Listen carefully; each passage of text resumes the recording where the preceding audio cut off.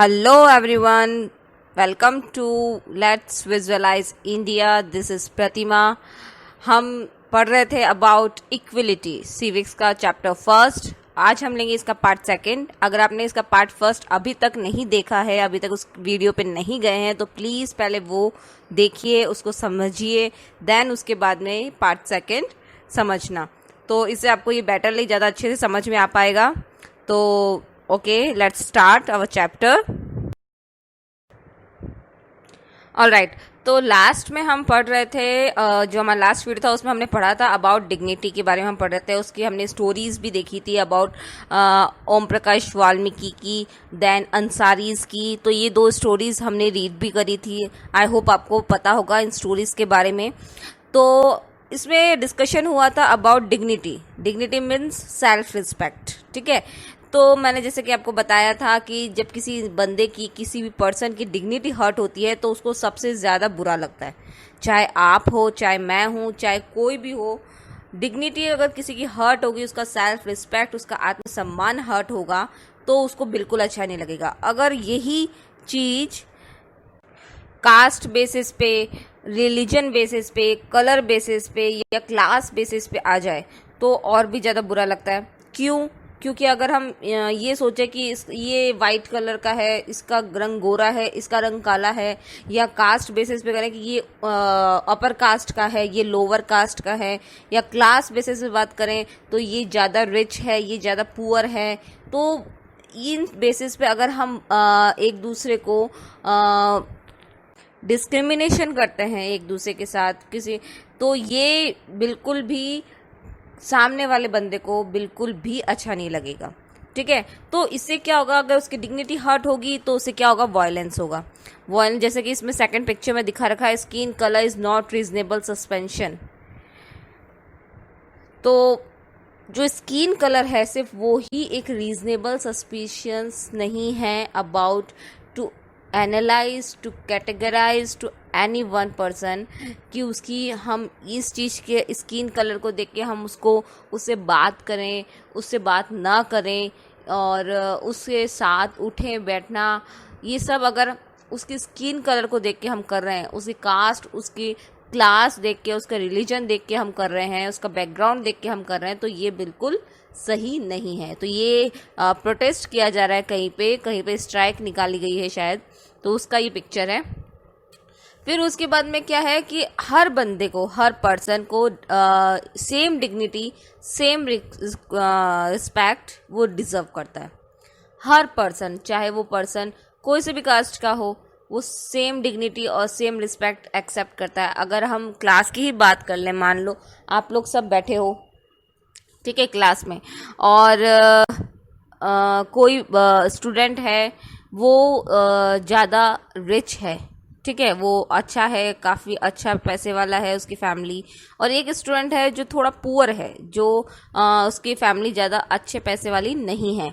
ठीक है, और अगर क्लास की टीचर वो जो रिच स्टूडेंट है उसको ज़्यादा फेवर देती है, और जो पुअर है उसको कम वो नोटिस करती है, वो उसको कम मतलब पढ़ाती है, उसकी बातों को जनरली वो अवॉइड कर रही है, तो जो पुअर है, जो पुअर स्टूडेंट है, उसको ये चीज़ बिल्कुल अच्छी नहीं लगेगी कंपेयर टू रिच स्टूडेंट के. ठीक है, उसको क्योंकि हर बात पे उसको वो अवॉइड कर रही है टीचर, पुअर स्टूडेंट को, और जो रिच स्टूडेंट है उसको हर बात को नोटिस किया जा रहा है, उसकी हर बात को ज़्यादा ध्यान से सुना जा रहा है. तो ये सब चीज़ें एक डिस्क्रिमिनेशन पैदा कर देती है अबाउट अमंग द स्टूडेंट्स. ठीक है, तो ये चीज़ नहीं होनी चाहिए. इसका एक एग्जांपल आप ये भी ले सकते हैं कि अगर मान लो कोई दो बंदे जा रहे हैं साथ में, ठीक है, दो फ्रेंड्स हैं, वो साथ में जा रहे हैं, तो और उनका कोई तीसरा पर्सन उनको मिलता है, ठीक है, तो वो थर्ड जो पर्सन है वो सिर्फ फर्स्ट पर्सन से बात कर रहा है. ठीक है, सेकंड पर्सन को वो अवॉइड कर रहा है. क्यों?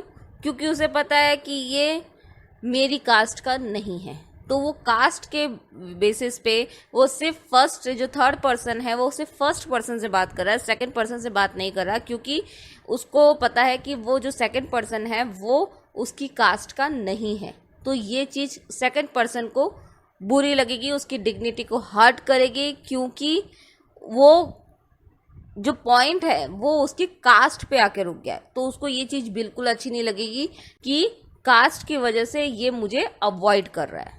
ठीक है, तो ये है हमारे डिग्निटी की बात। डिग्निटी, सब इक्वल डिग्निटी डिजर्व करते हैं, सब इक्वल रिस्पेक्ट डिजर्व करते हैं। Alright, let's move forward.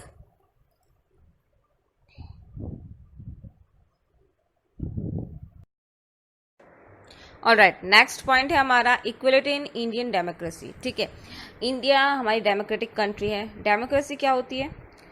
Democracy होती है जहाँ पे we choose our candidate by the people for the people. ठीक है, जनता के द्वारा जनता के लिए चुना गया नेता, ये होता है डेमोक्रेटिक कंट्री का रूल। ठीक है, तो जो हमारी इंडियन डेमोक्रेसी है उसमें ये रिकॉग्नाइज किया गया है कि हर पर्सन इक्वल है। मैं आपको बता चुकी हूँ इस बारे में। ठीक है, कंट्री का हर एक इंडिविजुअल, चाहे वो मेल हो चाहे वो फीमेल हो, अगर आप एक जॉब में जा रहे हैं तो वहाँ ये नहीं कि सेम वर्क, कोई भी अगर आप सेम वर्क कर रहे हैं मेल फीमेल, तो मेल को उसके लिए ज़्यादा पे किया जा रहा है और फीमेल को उसके लिए कम पे किया जा रहा है, तो ये चीज़ नहीं होगी। मेल फीमेल है तो वो सेम ही इक्वलिटी उनको समझा जाएगा, इक्वल पर्सन समझा जाएगा, उनको सेम ही पे किया जाएगा एक काम के लिए, सेम वर्क के लिए। ठीक है, उसके अलावा वो किसी भी कास्ट, किसी भी रिलीजन, किसी भी ट्राइब, किसी भी एजुकेशन, किसी भी इकोनॉमिक बैकग्राउंड का हो, उसे इक्वल ही रिकॉग्नाइज, उसे इक्वल ही कंसिडर किया जाएगा। ठीक है, हमारी जो कंट्री है उसमें इससे रिलेटेड काफ़ी लॉ बने हैं। ठीक है, जिससे कि जो डिस्क्रिमिनेशन है लोगों के बीच में उसको रोका जा सके, और जो इल ट्रीटमेंट होता है लोगों के बीच में, जैसे कि आपने देखा था वाल्मीकि की स्टोरी में, ओम प्रकाश वाल्मीकि की स्टोरी में, अंसारीज की स्टोरी में, उसमें क्या हुआ था, उनके साथ बहुत बुरा बर्ताव हुआ था, उनके साथ अच्छा ट्रीट नहीं किया गया था। वाल्मीकि जी ओम प्रकाश वाल्मीकि को पूरी स्कूल की सफाई करवाई गई, क्योंकि वो just because he is from Dalit वर्ग। ठीक है, he is from Dalit caste. ठीक है, तो उसकी वजह से उनको पूरी स्कूल की सफाई करवाई गई, उनको अलग से बैठाया जाता था, उनको बाकी स्टूडेंट के साथ नहीं बैठाते थे। ठीक है, और टीचर्स उनको साथ काफ़ी बुरा बिहेव करती थी, उनको मारती थी, उनको क्लियरली नहीं समझाती थी, तो ये उनके साथ बहुत बुरा ट्रीट किया जा रहा था उनके साथ। इसी की तरह अंसारी की अगर हम स्टोरी बात करें तो उसमें भी उनके साथ just because he is from Muslim caste, Muslim religion, तो उसकी वजह से उनको हर कहीं जगह फ्लैट नहीं मिल रहा था। तो ये भी एक डिस्क्रिमिनेशन है, बुरा बर्ताव है जो कि बाकी लोग उन लोगों के साथ कर रहे थे। ठीक है, तो ये जहाँ पर भी होगा उसको रोकने के लिए, उनको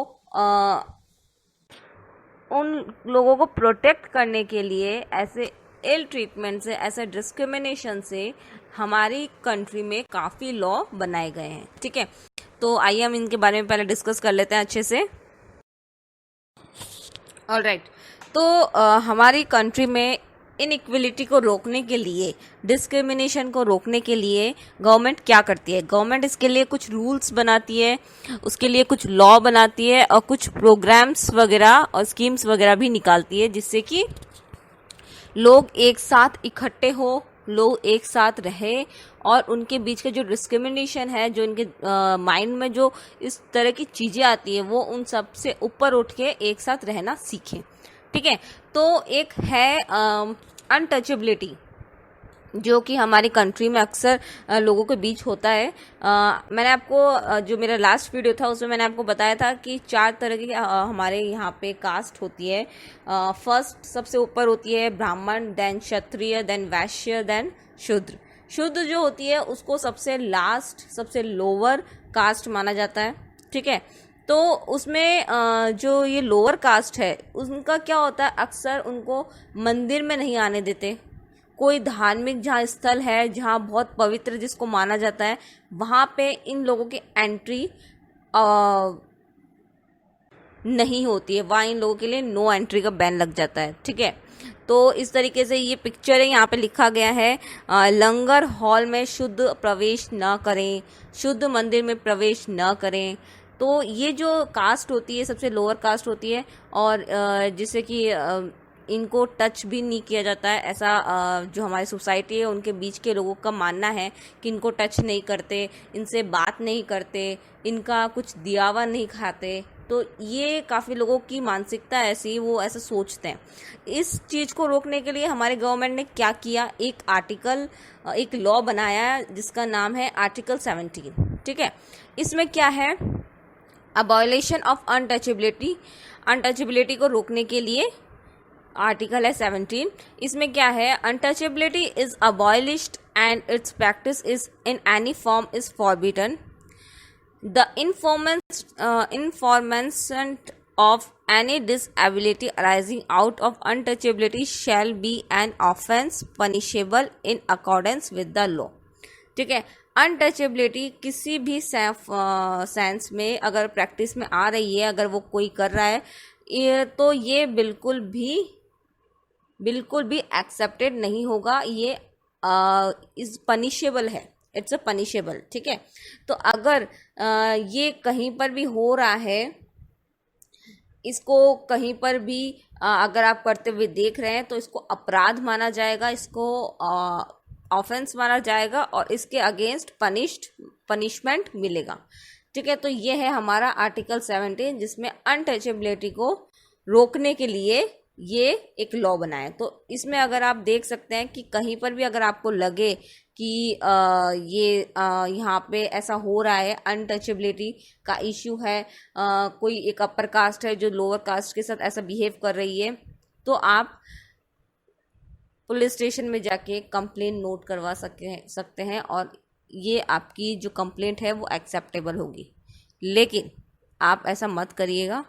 ऐसा करने से पहले आप अपने पेरेंट्स से ज़रूर पूछ लीजिएगा, उनकी हेल्प से फिर आप कुछ भी, अगर आप अपने कोई कंप्लेंट लिखवाना चाहते हैं तो आप लिखवाइए। लेकिन उससे भी पहले आप चाहे तो उन लोगों से बात कर सकते हैं, आप उनको बता सकते हैं कि हमारी जो गवर्नमेंट है उसने ऐसा लॉ बना रखा है आर्टिकल 17 जिसमें ये बिल्कुल पनिशेबल है। अगर आपने दोबारा इनके साथ ऐसा बिहेव किया तो इसके लिए आपको पनिशमेंट भी मिल सकती है। ठीक है, क्योंकि आप अभी छोटे बच्चे हो ना, तो इसको इतना बड़ा एक्शन लेना अभी आपके लिए ठीक नहीं होगा। तो आपको ये समझ में आया, ये एक अनटचेबिलिटी का था, एक एग्जाम्पल था जिसमें आर्टिकल 17 में इसको अपराध माना गया है। ऑलराइट, तो आगे बढ़ते हैं। ऑलराइट, नेक्स्ट है government program and schemes. Government जो ये होता है हमारे साथ डिस्क्रिमिनेशन, इनइक्वलिटी, इसको रोकने के लिए गवर्नमेंट ने कुछ स्कीम्स और कुछ प्रोग्राम्स ही बनाती है, जिसमें सबसे ज़्यादा पॉपुलर है मिड डे मील। ठीक है, जो मिड डे मील है वो सबसे पहले कहाँ स्टार्ट हुआ था, तमिलनाडु में। वहाँ की गवर्नमेंट ने इसको स्टार्ट किया था डिस्क्रिमिनेशन को रोकने के लिए। ठीक है, तो वहाँ पे ये सक्सेसफुल होने के बाद, वहाँ पे ये चीज़ सक्सेसफुल होने के बाद इसको ऑल ओवर इंडिया में अप्लाई किया गया। ठीक है, तो ये जो मिड डे मील है इसमें बेसिकली क्या होता है मैं आपको समझाती हूँ। इसमें जो है आपको स्टूडेंट्स, जो बच्चे, जैसे गांव के जो बच्चे होते हैं, है ना, विलेजेस में बेसिकली ये सबसे ज़्यादा वही अप्लाई किया जाता है। तो वहाँ के जो बच्चे होते हैं ना, उनको पेरेंट्स क्या करते हैं कि उनको स्कूल नहीं भेजते, उसकी जगह वो उन्हें कहाँ भेजते हैं, काम पे लगाते हैं। ठीक है, तो जैसे मजदूरी वगैरह का काम हुआ, खेती बाड़ी का काम हुआ, तो वो सब उन कामों में, एग्रीकल्चर वगैरह के कामों में अपने बच्चों को भी ले जाते हैं, खुद भी जाते हैं और अपने बच्चों को भी ले जाते हैं, ताकि वो उनका काम करवा सके। इसकी स्कूल नहीं भेजते। ठीक है, तो और काफ़ी बार क्या होता है कि बच्चे स्कूल तो आते हैं, लेकिन है ना, जो इंटरवल होता है बच्चों का, रिसेस टाइम होता है, उसमें वो क्या करते हैं, घर खाना खाने के बहाने घर चले जाते हैं। ठीक है, कि भाई मैं खाना खा के आ रहा हूँ, तो वो घर चले जाते हैं, उसके बाद में वापस स्कूल आते ही नहीं है। ठीक है, तो एक ये रीज़न होता है। तो इसीलिए गवर्नमेंट ने सोचा कि ऐसे तो बच्चे स्कूल आएंगे ही नहीं और उनकी अटेंडेंस कम ही होती जाएगी और ऐसे बच्चों में इलिटरेसी ज़्यादा फैलेगी। लिटरेट रेट को बढ़ाने की जगह इलिटरेट रेट ज़्यादा बढ़ रही है। तो गवर्नमेंट ने बीच का रास्ता निकाला।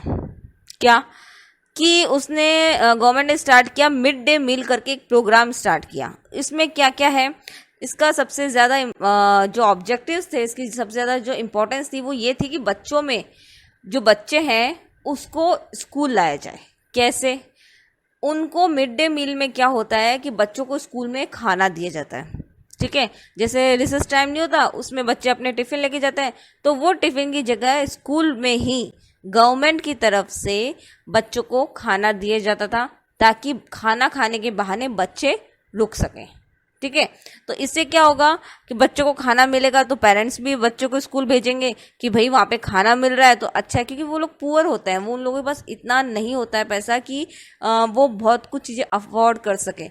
तो उनको लगता है कि अगर ठीक एक वक्त की रोटी अगर उनको वहाँ से मिल रही तो अच्छा है ना, स्कूल भी चले जाएंगे, खाना भी खा लेंगे। तो इस बहाने काफ़ी पेरेंट्स अपने बच्चों को भेजने भी लग गए, काफ़ी बच्चे खाना खाने के बहाने खुद ही स्कूल में रुकने लग गए, ठीक है। तो इस तरीके से उनमें लिटरेसी रेट, उनमें स्कूल जाने की इच्छा बढ़ने लगी। ये है मिड डे मील का मेन मकसद, ठीक है, कि बच्चों को स्कूल के लिए मोटिवेट करना, उनको स्कूल में रोकना और उनको स्कूल लाने के लिए उनको प्रमोट करना, ठीक है। तो आइए सबसे पहले इसके ऑब्जेक्टिव्स पढ़ लेते हैं अपन। बूस्ट स्टूडेंट्स इनरोलमेंट, बच्चों में जो बच्चों को इनरोलमेंट करना, मतलब बच्चों को ज़्यादा से ज़्यादा स्कूल लाना, ठीक है। उनकी अटेंडेंस को बढ़ाना, उनको अच्छा खाना विथ हाई न्यूट्रिशनल वैल्यू, अच्छे न्यूट्रिशंस के थ्रू उनको अच्छा खाना देना, और उनमें जो बच्चे स्कूल नहीं जाना चाहते उसके थ्रू भी बच्चों को अट्रैक्ट करना स्कूल आने के लिए, और बच्चों के ओवरऑल ग्रोथ को प्रमोट करना, ठीक है। क्योंकि स्कूल आएंगे तो स्कूल में गेम्स वगैरह भी खेलेंगे, स्पोर्ट्स में भी पार्टिसिपेशन करेंगे, कुछ अदर एक्टिविटीज़ है वो भी करेंगे, तो उनकी ग्रोथ तो होगी ना, उनका डेवलपमेंट भी होगा। इस तरीके से मिड डे मील में इसको मेन इसी को बताया गया है कि मिड डे मील के थ्रू बच्चों को हम प्रमोट कर सकते हैं स्कूल आने के लिए, ताकि बच्चे स्कूल आए और स्कूल में पढ़ाई कर सके। ये है मिड डे मील का मेन मकसद, और ये काफ़ी हद तक ये बहुत ही सक्सेसफुल रहा है, चाहे बात राजस्थान की हो, चाहे बात तमिलनाडु की हो। सबसे पहले तमिलनाडु में स्टार्ट हुआ था, उसके बाद में ऑल ओवर इंडिया में इस प्रोग्राम को स्टार्ट किया गया, ठीक है। और हर जगह से इसकी सक्सेस रेट काफ़ी अच्छी है। तो इसमें सबसे इम्पोर्टेंट क्या था कि जो बात इनइक्वलिटी की थी कि सब लोग बच्चे साथ में बैठ के खाना खाएंगे, तो सब बच्चे साथ में बैठ के खाना खाने लगे।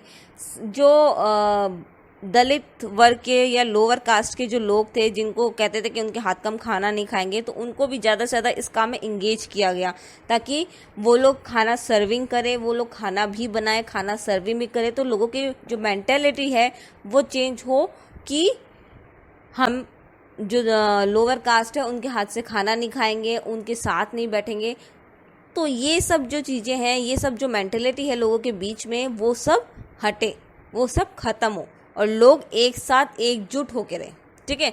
तो इस प्रोग्राम को लाने का मेन रीज़न यही था कि सबको साथ में लाना, सबको साथ में बैठ के खाना खिलाना, ताकि और सबके जो भी लोअर कास्ट है उनको ज़्यादा से ज़्यादा काम देना, उनको ज़्यादा से ज़्यादा आगे प्रमोट करना, ताकि लोगों के बीच में ये जो बात है कि हम लोअर कास्ट से नहीं करेंगे, उनसे अनटचेबिलिटी का जो रीज़न है वो सब दूर हो सके, ठीक है। तो मिड डे मील का ये मेन रीज़न था। आई होप आपको ये अच्छे से समझ में आया होगा। ये बहुत इंपॉर्टेंट टॉपिक है, तो आप इस चीज़ को अच्छे से समझ लेना। Mid day meal surely exams में आता ही है। ऑलराइट, सो आगे बढ़ते हैं। ओके, तो मिड डे मील सक्सेसफुल रहा, ठीक है, लेकिन उसके बावजूद इसमें स्टिल अभी तक कुछ चैलेंजेस है जो कि हमें फुलफिल करनी ज़रूरी है। पहली बात तो इसमें स्टिल अभी तक कास्ट डिस्क्रिमिनेशन चल ही रहा है, ठीक है।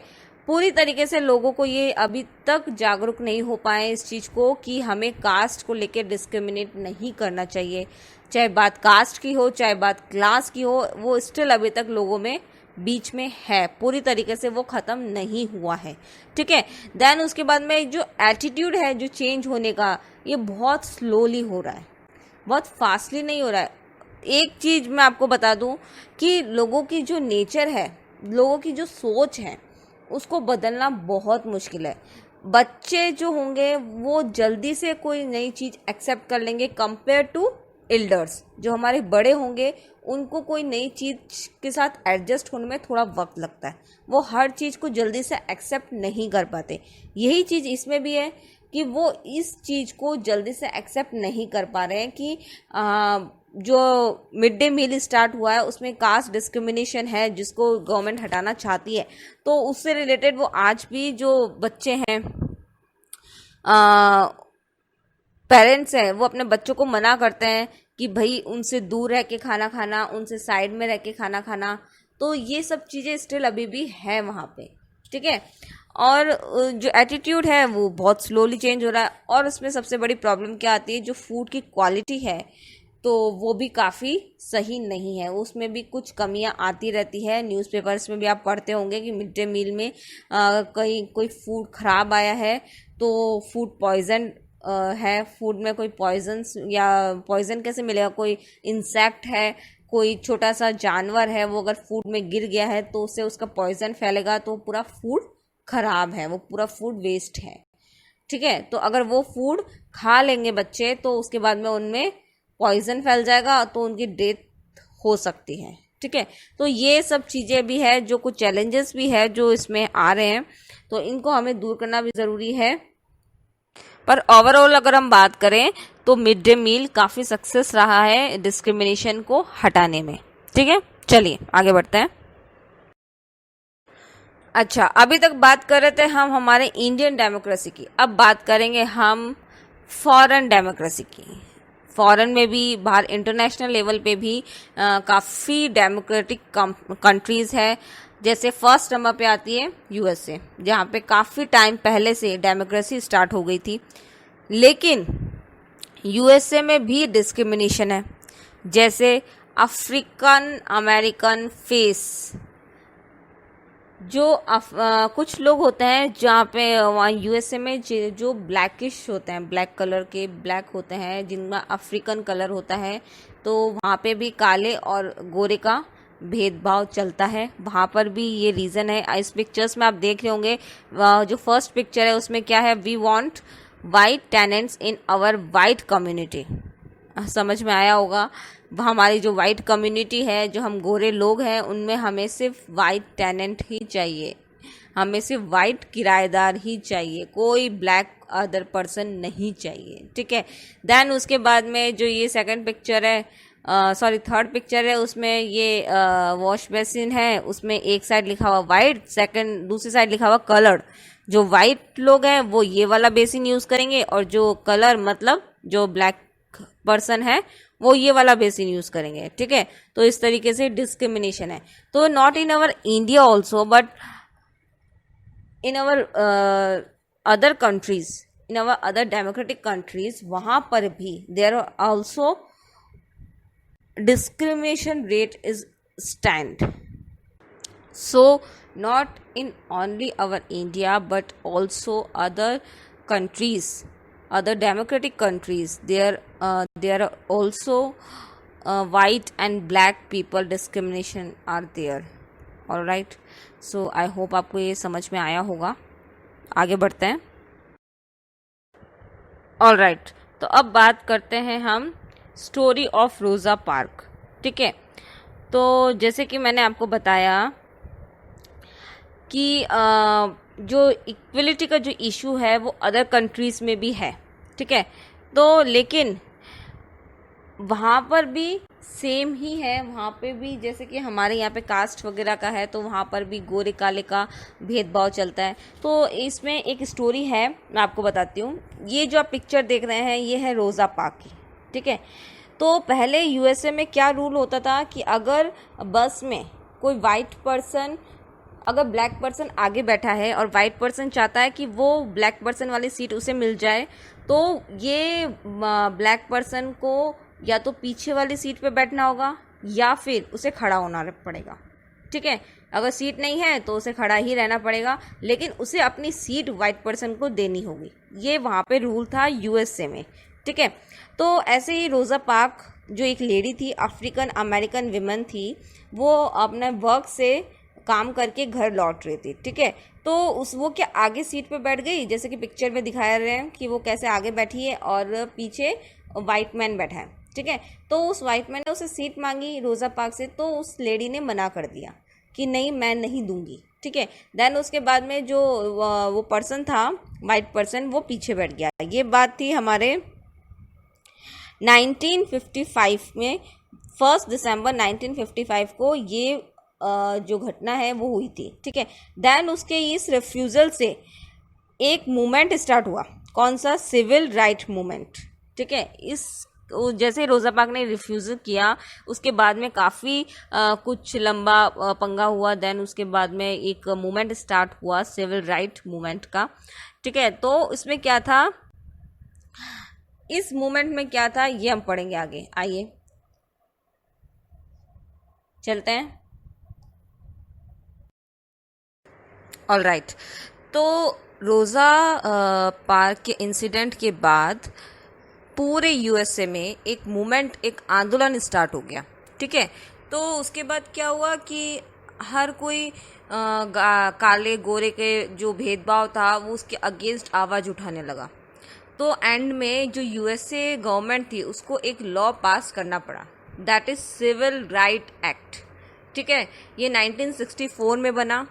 इस एक्ट के अकॉर्डिंग क्या था कि पब्लिक प्लेस पे काले और गोरे के बीच कोई भी सेग्रीगेशन, कोई भी डिस्क्रिमिनेशन नहीं होगा। और उसके अलावा अगर आप जॉब के लिए अप्लाई कर रहे हो तो वहाँ पर भी कोई डिस्क्रिमिनेशन नहीं होगा on the basis of race, gender और नेशनल ओरिजिन, ठीक है। आपकी कास्ट, आप कौन से जेंडर से हैं, आपकी नेशनल ओरिजिन क्या है, मतलब आप अमेरिकन हैं या आप कोई और दूसरी कंट्री से आए हैं, तो उस बेसिस पे भी कोई भी डिस्क्रिमिनेशन नहीं होगा। इसके अलावा और क्या हुआ कि जो काले लोग थे वो जनरली अफ्रीकन थे, वो जनरली क्या थे, गरीब थे, ठीक है। और जो गोरे लोग थे वो रिच थे, ठीक है। वहाँ पे एक ऐसा था कि जो पुअर लोग थे वो जनरली कौन थे, जो काले लोग हैं, ठीक है। और जो गोरे लोग थे वो रिच थे। तो उसमें क्या था कि उन लोगों को जो काले लोग थे उनको स्कूल्स वगैरह जाने में नहीं दिया जाता था, क्योंकि हर कोई स्कूल, मतलब गवर्नमेंट स्कूल्स में भी वो लोग अप्लाई नहीं कर सकते थे, वहाँ पर भी वो लोग काले लोग नहीं जा सकते थे। तो इस एक्ट के बाद में ये चीज़ ख़त्म हो गई। जो काले लोग थे वो जो गवर्नमेंट स्कूल्स है जहाँ पे ज़्यादा अमीरों वाली स्कूल नहीं है, जो सिंपल सी गवर्नमेंट स्कूल है, वहाँ पे वो लोग जाने लगे। और जो अमीर लोगों के बच्चे थे वो और ज़्यादा जो प्राइवेट स्कूल्स थी जो काफ़ी हाई फाई थी, वहाँ पे वो लोग जाने लगे। तो इस तरीके से सबका एजुकेशन भी स्टार्ट हुआ। सिर्फ गोरे लोग ही नहीं, काले लोगों के बच्चे भी, जो अश्वेत लोग हैं उनके बच्चे भी कहाँ स्कूल जाने लगे, चाहे वो गवर्नमेंट स्कूल में ही जा रहे हो। पहले उनको स्कूल्स भी नहीं जा पाते थे वो लोग, क्योंकि उन लोग की स्कूल्स में एंट्री नहीं मिलती थी, क्योंकि वो कौन थे, वो काले थे। वो जो यूएस अफ्रीकन या अमेरिकन कैटेगरी में आते थे, तो वो लोग उनको स्कूल्स में भी जाने नहीं दिया जाता था। तो इस वजह से उन लोगों का काफ़ी जो स्कूलिंग वगैरह है वो काफ़ी कुछ डिस्टर्ब हो जाता था। तो इस एक्ट के बाद में ये सब चीज़ें ख़त्म हो गई। तो आई होप आपको ये एक्ट अच्छे से समझ में आया होगा। ऑल राइट, तो अब बारी आती है article 15 constitution of India 1950। Article 15, आपने मूवी देखी है आर्टिकल 15 आयुष्मान खुराना की, जो अभी थोड़े टाइम पहले आई थी। आई होप आप लोगों को अच्छी लगी होगी, और नहीं देखी है तो प्लीज़ डेफिनेटली उसको देखना। उसमें आयुष्मान खुराना का लीड रोल है, उसमें वो इंस्पेक्टर के रोल में है, जहाँ पे वो एक गांव में जाता है, तो वहाँ पे किस तरीके से डिस्क्रिमिनेशन होता है लोगों के बीच में, यही कास्ट और रेस को लेके कि वो छोटी कास्ट से बिलोंग करते हैं, तो वहाँ के जो गांव वाले हैं वो छोटी कास्ट से बिलोंग करते हैं। तो इस तरीके से ये मूवी है। आप लोगों ने नहीं देखी है तो ज़रूर से देखना। वो मूवी इसी आर्टिकल पर डिपेंड है, ठीक है। वो एक सोशल कोज पे मूवी है, तो आई एम डेफिनेटली श्योर आपको अच्छी लगेगी। चलिए हम हमारे टॉपिक पे आते हैं। हमारा टॉपिक है आर्टिकल 15। आर्टिकल 15 क्या है, ठीक है। गवर्नमेंट ने ये डिस्क्रिमिनेशन है इसको रोकने के लिए आर्टिकल 15 एक लॉ बना दिया। इस लॉ के अकॉर्डिंग क्या है कि कोई भी डिस्क्रिमिनेशन पे प्रोहिबिटेड कर दिया गया, उस डिस्क्रिमिनेशन पे रोक लगा दी गई ऑन द बेसिस ऑफ अगर वो religion, race, caste, sex, place of birth, इन 5 से रिलेटेड अगर कोई भी डिस्क्रिमिनेशन कहीं पर भी हो रहा है तो वो प्रोहिबिटेड है, पूरी तरीके से अपराध है, पूरी तरीके से अनएक्सेप्टेबल है। ठीक है। इसके अलावा किसी भी सिटीजन के अगेंस्ट कोई भी डिस्क्रिमिनेशन नहीं हो सकता religion, race, caste, sex, place of birth या इनमें से किसी एक को लेकर भी किसी भी सिटीजन के अगेंस्ट कोई भी डिस्क्रिमिनेशन कोई भी दूसरा बंदा नहीं कर सकता। ठीक है। इसके अलावा कोई भी सिटीजन जो जिनके साथ ये रिलीजन, रेस, कास्ट, सेक्स और ये बर्थ प्लेस के हिसाब से अगर कोई भी रिस्ट्रिक्शन होता है, कोई भी कंडीशन रखी जाती है, कोई भी लायबिलिटी या डिसेबिलिटी की जाती है, उनको अगर शॉप पे जाने से, उनको अगर पब्लिक रेस्टोरेंट में जाने से, उनको अगर होटल्स में या कोई भी पब्लिक एंटरटेनमेंट प्लेस है वहाँ पर जाने से उनको रोका जा रहा है तो भी ये प्रोहिबिटेड है, ये गलत है, इनको रोका जाएगा। ठीक है। इसके अलावा कोई भी रिलीजन का हो, कोई भी कास्ट का बंदा हो, वो उनको अगर कोई well, tank, bathing ghats, roads, place of public resorts maintain wholly और partly out of state fund और dedicated to the use of general public, उनको किसी रोड, बाथिंग घाट, टैंक्स वगैरह को यूज़ करने से या इसके अलावा कोई भी स्टेट का जो फंड है, मतलब अगर स्टेट गवर्नमेंट कुछ स्कीम्स वगैरह निकाल रही है तो ऐसे नहीं कि वो दूसरी कास्ट का है या वो लोअर कास्ट का है तो उसको गवर्नमेंट की कोई जो स्कीम्स वगैरह उसका प्रॉफिट नहीं मिलेगा, ऐसा नहीं होगा। उनको सब कुछ इक्वली मिलेगा और उनको सब जनरल पब्लिक, सारी पब्लिक के लिए वो सब कुछ बराबर रहेगा। तो ये है आर्टिकल 15, आपको समझ में आया होगा। ऑलराइट, तो अब बात करते हैं हम चैलेंजेस की। ठीक है। यहाँ पे 5 लोग बैठे हैं जिसमें से जो बीच वाला है बंदा वो पूछ रहा है कि tell me some challenges of democracy, कुछ मुझे चैलेंजेस बताइए कि क्या क्या चैलेंज आ रहे हैं हमारी डेमोक्रेसी में स्टिल अभी तक। जिसमें एक बंदा बोलता है कि मेंटेन इक्विलिटी नहीं हो पा रही है, इक्विलिटी पूरी तरीके से मेंटेन नहीं हो पा रही है, कहीं ना कहीं इनइक्विलिटी हमें दिखी जाती है, चाहे वो जॉब्स में हो, मेल फीमेल के बीच में हो या रिलीजन वाइज हो, कास्ट वाइज हो। इसके अलावा मेंटेन डिग्निटी को भी मेंटेन नहीं हो पा रहा है, वहाँ पे भी कहीं ना कहीं किसी ना किसी का सेल्फ रिस्पेक्ट हर्ट हो जाता है। और उसके अलावा एक जना और बोल रहा है कि कंप्लीट डेमोक्रेटिक कंट्री नहीं बन पा रही है स्टिल अभी तक, क्योंकि वही रिलीजन, कास्ट बेसिस पे पूरी तरीके से कंट्री को इससे छुटकारा नहीं मिला है और काफ़ी सारे लॉज बना दिए हैं गवर्नमेंट ने, लेकिन इसके बावजूद भी कहीं ना कहीं ये चीज़ पूरी तरीके से अप्लाई नहीं हो पा रही है। तो ये है कुछ चैलेंजेस डेमोक्रेसी में। ओके, ऑलराइट, तो इसी के साथ ही चैप्टर फिनिश होता है। इस वीडियो में हमने क्या क्या पढ़ा इस बार, रिकॉग्नाइजिंग डिग्निटी, देन उसके बाद equality in Indian democracy, then उसके बाद में गवर्नमेंट कैसे इम्प्लीमेंट करेगी इक्वलिटी को, तो 2 तरीके का ऑप्शंस बताए गए थे, फॉर्मेशन ऑफ लॉ करके, देन उसके अलावा गवर्नमेंट प्रोग्राम एंड स्कीम्स को निकाल के, देन उसके बाद में हम लोगों ने पढ़ा था मिड डे मील के बारे में। उसके बाद में जो other countries, other democratic countries है वहाँ पे भी इक्वलिटी की क्या सिचुएशन है उसके बारे में हमने पढ़ा था। और इसके साथ ही रोज़ा पार्क की स्टोरी भी पढ़ी थी और उसके बाद में पढ़ा था सिविल राइट एक्ट 1964। ऑलराइट, और उसके बाद में हमने पढ़ा आर्टिकल 15। तो आई होप आपको ये सारे टॉपिक्स अच्छे से क्लियर हुए होंगे, और अगर नहीं हुए हैं, आपको किसी भी टॉपिक से रिलेटेड कोई भी क्वेरीज है तो प्लीज़ हमें कमेंट सेक्शन में ज़रूर से कमेंट करें। और इसके अलावा if you like this video then please press the like button and don't forget to subscribe our channel. Thank you.